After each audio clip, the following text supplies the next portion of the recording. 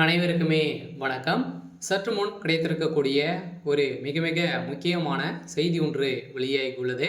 சற்று முன் செந்தில் பாலாஜி வீட்டில் குவிந்த தாவேகா தொண்டர்கள், கரூரில் மீண்டும் கலவரம், இது மாதிரி பார்த்தீங்கன்னா செய்திகள் வெளியாயிருக்கு.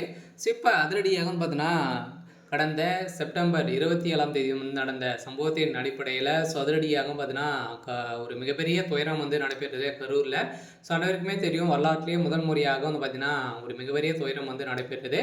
விஜய் அவர்கள் பிரச்சாரத்தில் ஈடுபட்ட போதும் பார்த்தீங்கன்னா அதிரடியாக இது வரைக்குமே ஒரு 41 உயிர்கள் பார்த்தீங்கன்னா அவங்க கூட்ட நெரிசலின் காரணமாக உயிரிழந்த சம்பவத்தின் அடிப்படையில் அதிரடியாக விஜய் மீது தாக்குதல் மீது தவிர்க்கான மீது பார்த்தீங்கன்னா அதிரடியாக வழக்குப்பதிவு செஞ்சுருந்தாங்க. இந்த வழக்குப்பதிவின் அடிப்படையில் தான் இப்போ அதிரடியாக பார்த்தீங்கன்னா விஜய் அவர்களுக்கு ஒரு தடை போட்டு இருந்தாலுமே இப்போ அதிரடியாக மீண்டும் இது செய்தது ஒரு மிகப்பெரிய சதி அப்படின்றத பார்த்தீங்கன்னா இப்போ அங்கு சிசிடி காட்சியின் மூலமாக பார்த்தீங்கன்னா வெளியேறக்கூடிய வீடியோவின் அடிப்படையில் அதிரடியாக இதுக்கு காரணம் திமுக தான். செந்தில் பாலாஜி அவர்கள் தான் பார்த்தீங்கன்னா கூலிப்படையை இறக்கி இது மாதிரி செஞ்சுருக்காரு அப்படின்ற திமுகவுடைய தொண்டர்கள் இந்த மாதிரி ஈடுபட்டிருக்காங்க அப்படின்ற மாதிரி சிசிடி காட்சி பார்த்தீங்கன்னா வெளியே இருக்குது. இதனடிப்பில் தான் தாவேகா தொண்டர்கள் அனைவருமே பார்த்தீங்கன்னா செந்தில் பாலாஜியோட வீட்டு முன்பு அதிரடியாக குவிக்கப்பட்ட சம்பவம். செந்தில் பாலாஜியுடைய வீட்டை பார்த்தீங்கன்னா அடித்து நொடித்து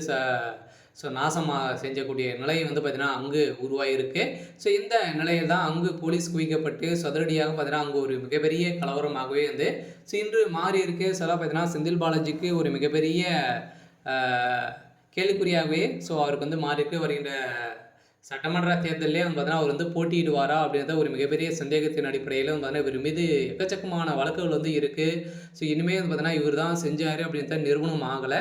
இருந்தாலுமே பார்த்தீங்கன்னா இது சிசிடி காட்சி பார்த்தீங்கன்னா வெளியே இருக்குது. அந்த காட்சியின் மூலமாக செந்தில் பாலாஜி அவர்கள் தான் அவர்களுக்கு திமுக தொண்டர்கள் கொடுத்த வாக்குமூலத்தின் அடிப்படையில் இதில் நிறுவனம் ஆச்சு அப்படின்னா செந்தில் பாலாஜி அவர்கள் வருகின்ற சட்டமன்ற தேர்தலில் அவர் தேர்தலில் போட்டியிட மாட்டார் அப்படின்ற மாதிரி தேர்தல் ஆணையம் அதிரடியாக பார்த்தீங்கன்னா இப்போ உத்தரவிட போகிறாங்க. நீதிமன்றமும் இப்போ பார்த்தீங்கன்னா சந்தேகத்தின் அடிப்படையில் செந்தில் பாலாஜி அதே மாதிரி முதல்வர் ஸ்டாலின் அவர்களும் பார்த்தீங்கன்னா விசாரணைக்கு நீதிமன்றத்துக்கு வரணும் அப்படின்ற மாதிரி உத்தரவு போட்டிருக்காங்க. இந்த உத்தரவின் அடிப்படையில் தான் விஜய் அவர்களுக்கு ஒரு மிகப்பெரிய தேடி வந்த ஒரு அதிர்ஷ்டமாகவும் இருக்குது. பார்த்தீங்கன்னா 2026 திமுகவுடைய ஆட்சி கட்டாயம் கலைக்கப்படும் அப்படின்றத, ஆட்சி மாற்றம் ஏற்படும் அப்படின்றத உறுதியாக மக்கள் அனைவருமே இருந்திருக்காங்க.